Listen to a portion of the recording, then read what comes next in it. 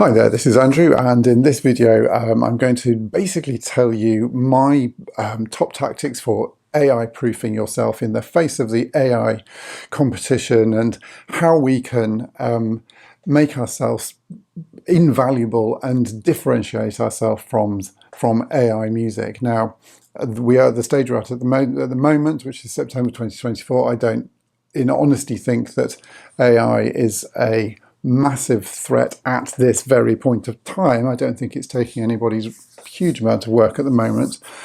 I think it may do in the future, and I think in many ways the advent of AI is a positive catalyst to make us as composers improve our craft, push ourselves more than we can do, create better, more original, better art, better music. So thank you, AI. He said without a trace of irony. Thank you, AI. I think maybe your job in the world was to kick composers like me up the ass and get us to write better music. So this is how to do it, referring to my notes down here. So first thing is don't be generic. Don't write stuff that's really, really clearly been written before, is in a very sort of generic style, is cliched, is cheesy. That's an obvious thing to say, but AI, Suno can do that now. There's no point in doing that. It's pointless, because even if it's not now, in the very near future, if you're writing stuff like that, I can guarantee a computer will be able to do it more cheaply, more quickly. But all it's doing is learning from other stuff. So it's regurgitating. AI is a covers band, basically. It has no original thought of its own. It's just learning stuff and regurgitating stuff. So if you can avoid as much as possible the stuff that it's been learning on, if you can avoid, the cliched stuff, then you're a step ahead already. It doesn't have an original thought. An AI computer model, it doesn't have an original thought in its head. It's just regurgitating. But we do. We have that spark of creativity and a spark of imagination linked with our emotional intelligence that it doesn't have, that gives us a unique and incredibly powerful advantage. Next thing is to, as much as possible, and this is for professional musicians, use live players. This is vitally, vitally important. Even if an artificial intelligence can produce, there's a massive spider on the floor down here I've just seen. Even if artificial intelligence can produce music that is acceptable and convincing, it will do it in a perfect way, if that makes sense. And actually, no human performance is perfect. No human performance is flawless. No human performance is the same every time. Having live instruments is a massive, massive leap up from anything that's computer generated. There's obviously just the interpretation each time is going to be different. There will be imperfections of timing, imperfections of intonation, all stuff that gives music life and gives music uniqueness, and a computer and artificial intelligence at this stage cannot do that. The other thing also, which links back to the first point of being non-generic, is to use unusual instrumentation. So I suppose the point of a lot of AI music production is that you put in a prompt, and the AI is going to produce something with some logical instrumentation it's heard before, instrumentation that it's copied, regenerated before. Try to use weird, new, homemade, individually recorded, sort of generic, again, instrumentation, if at all possible.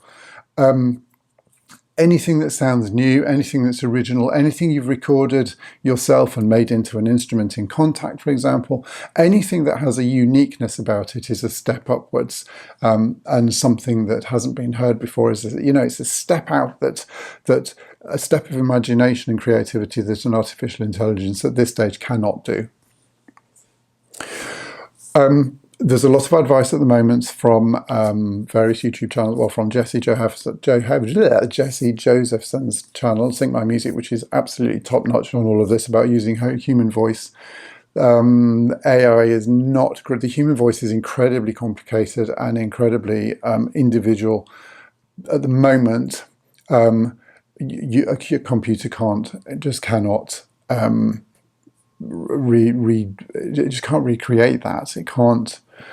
It just cannot get that sort of complexity and depth of sound. I've got in my mind going on a Mary Spender video recently. Look it up if you want to. So Mary Spender's YouTube channel, and she went to hear Adele in Berlin, and she was talking about just the connection, the individuality, the power of the woman's voice. And it's not just the sound, it's just there's something about Adele when she sings, whether you like her or not, that just somehow gets you in the guts. And, you know, an AI can't replicate anything like that. It's not possible. The human voice is something that's so integral to us and so individual and so unique that including it in your music can be a really powerful weapon. Let's use that word against AI.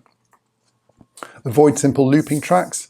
Goes without saying, goes back to the generic thing at the beginning. Anything that's looping round and round and round. AI is awesome at that because that's all it can do at the moment. Loopy loop, loop, loop, loop, loop. Sticking loops together, just don't do it. It needs to be much more musical, much more complex. Not necessarily complex, but much more original than that.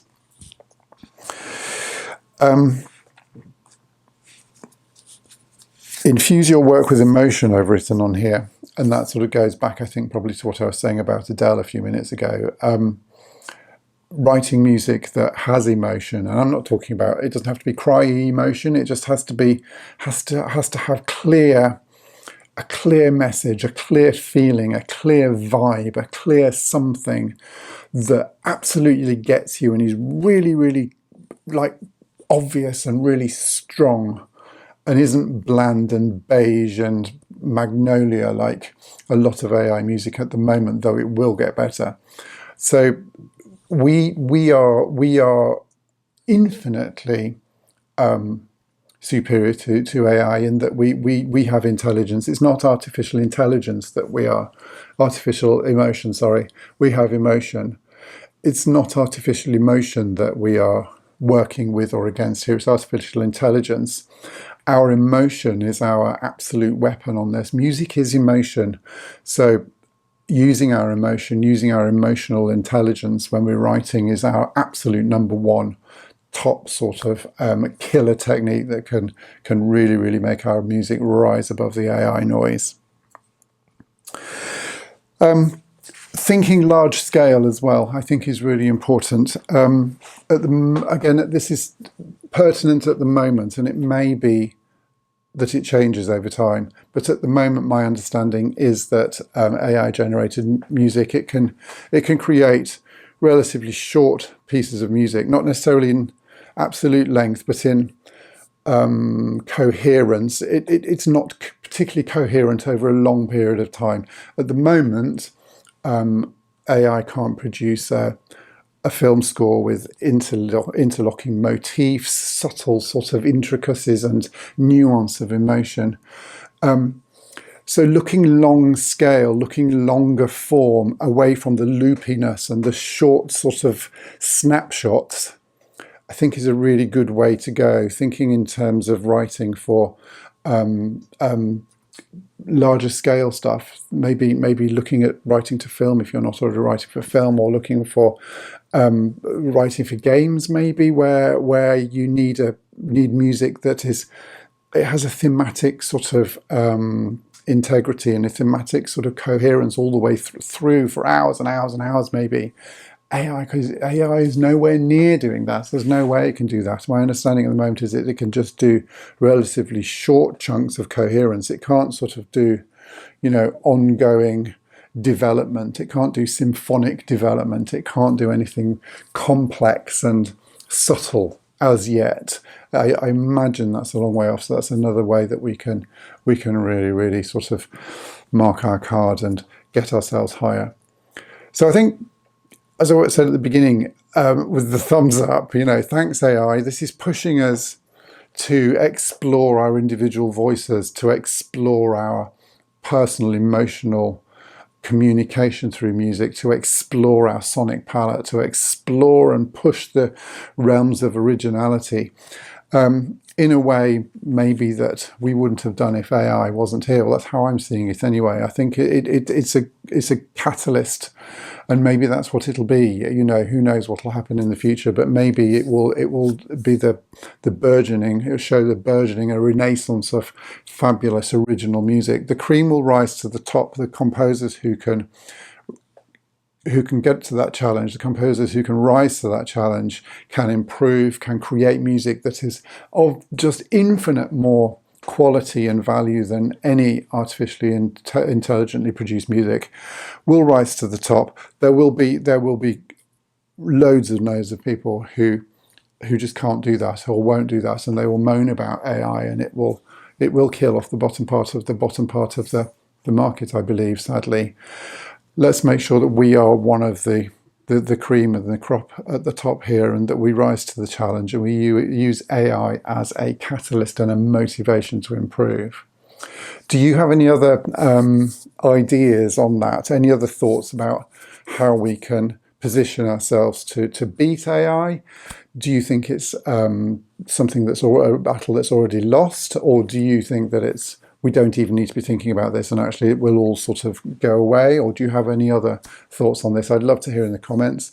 I'll link to another video when I've done it up somewhere, one side or the other, on a similar topic, and there'll be a subscribe button somewhere, so I'd love to have you as a subscriber if you enjoyed this video. Thanks very much for watching. Bye bye.